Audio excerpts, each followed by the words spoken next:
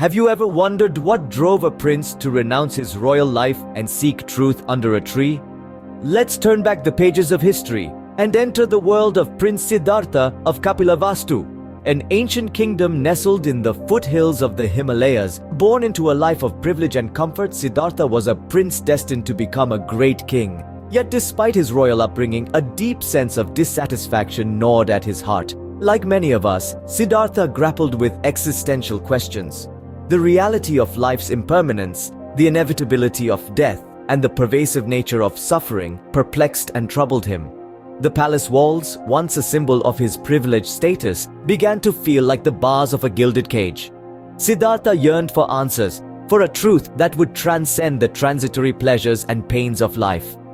Summoning a courage few of us could muster, Siddhartha decided to renounce his royal life, leaving behind his family, his wealth, and the future kingdom. He exchanged his princely robes for a simple ascetic's garb, trading the comforts of the palace for the hardships of a mendicant's life. His was not a rejection of the world, but a quest to understand and transcend the world's inherent suffering. Venturing into the wilderness, Siddhartha sought wisdom from renowned spiritual teachers of his time.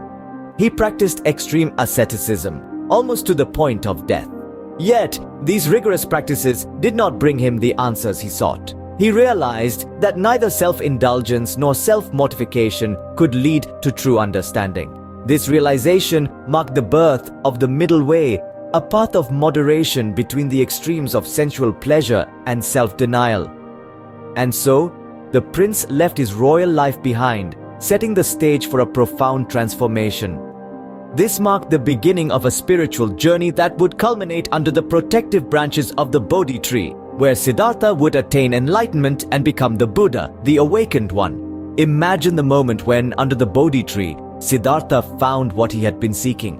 After years of rigorous meditation, austerity, and quest for truth, it was here under this tree that Siddhartha Gautama attained enlightenment, transcending the cycle of suffering and rebirth, thus becoming the Buddha, which translates to the awakened one. The enlightenment was not merely a personal achievement. It was the discovery of a profound truth that would illuminate the path for countless others. It was here that Buddha discovered the Four Noble Truths. The truths that life is filled with suffering, that this suffering is caused by desire and attachment, that it's possible to end this suffering, and that the path to end this suffering is the Eightfold Path. The Eightfold Path, as laid out by Buddha, is a practical guideline to ethical and mental development with the goal of freeing individuals from attachments and delusions, ultimately leading to understanding, compassion, and enlightenment. It consists of right understanding, right thought, right speech, right action, right livelihood, right effort, right mindfulness, and right concentration. These teachings form the core of Buddhism, providing a practical framework to navigate the complexities of human existence and attain a state of inner peace and liberation. They are not dogmatic commandments, but guidelines helping individuals to cultivate wisdom, ethical conduct, and mental discipline. Buddha's wisdom under the Bodhi tree was not kept to himself. He chose to share this enlightenment, this awakening, with the world. His teachings spread far and wide, leading to the birth of one of the world's major religions, Buddhism.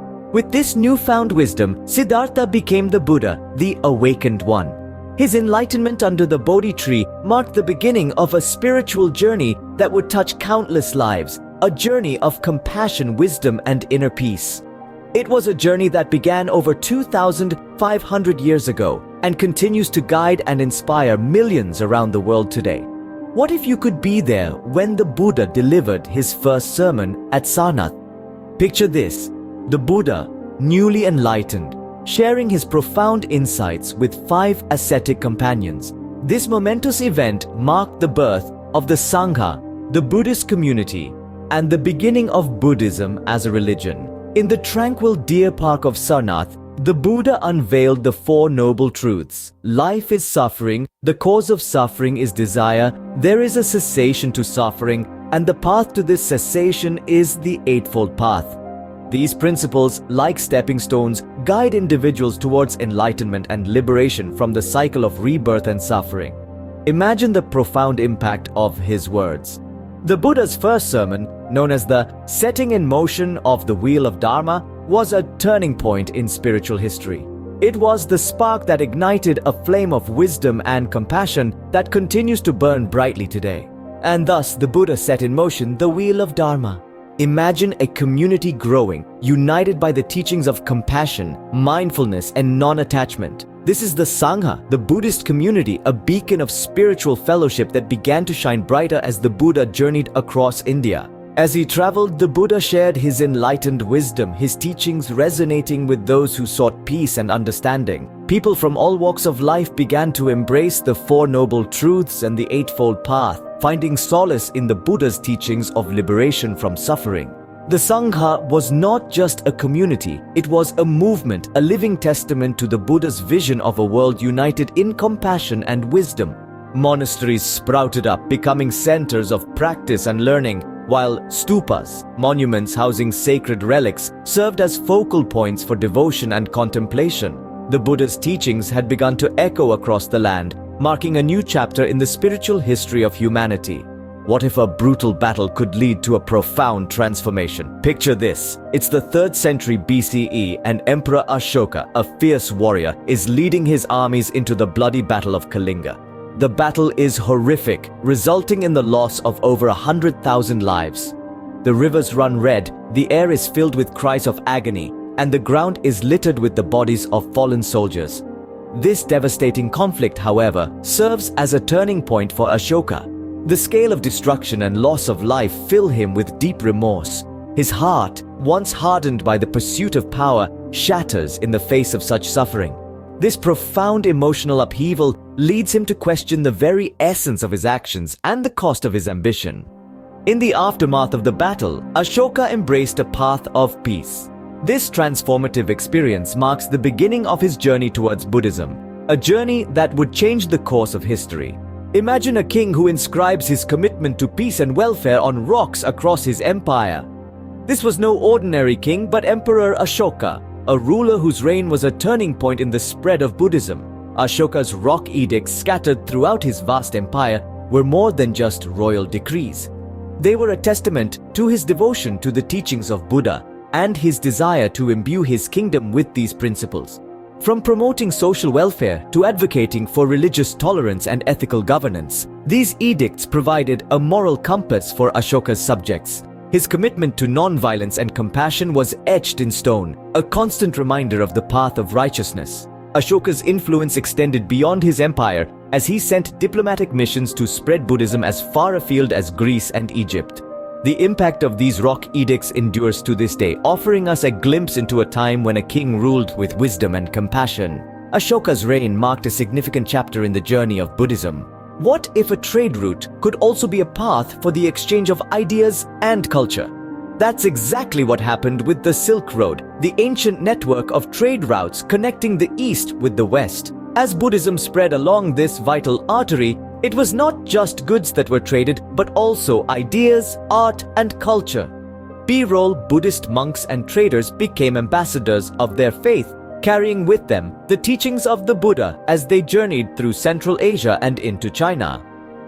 B-roll.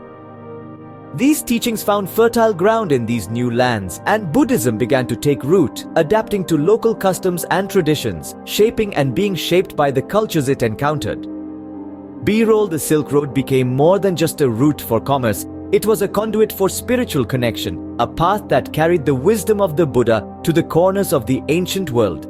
B-roll Buddhism had now reached beyond the borders of India. Imagine the grandeur of stupas and intricate carvings telling the story of a profound philosophy.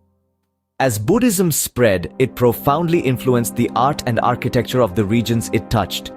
In India, the great stupa at Sanchi stands tall, a symbol of the Buddha's final release from the cycle of birth and death. In Southeast Asia, the Borobudur temple in Indonesia weaves the life of the Buddha into its stone walls. In the north, the Bamiyan Buddhas of Afghanistan, although now lost, once stood as colossal reminders of Buddhism's reach. And in the east, the cave temples of Dunhuang in China bear witness to the fusion of Indian and Chinese artistic traditions. Through these awe-inspiring structures, the essence of Buddhism was encoded in stone, carrying the Buddha's teachings across centuries. The journey of Buddhism had left its mark not just on minds but also on stone. Do like, share and subscribe our channel for more content.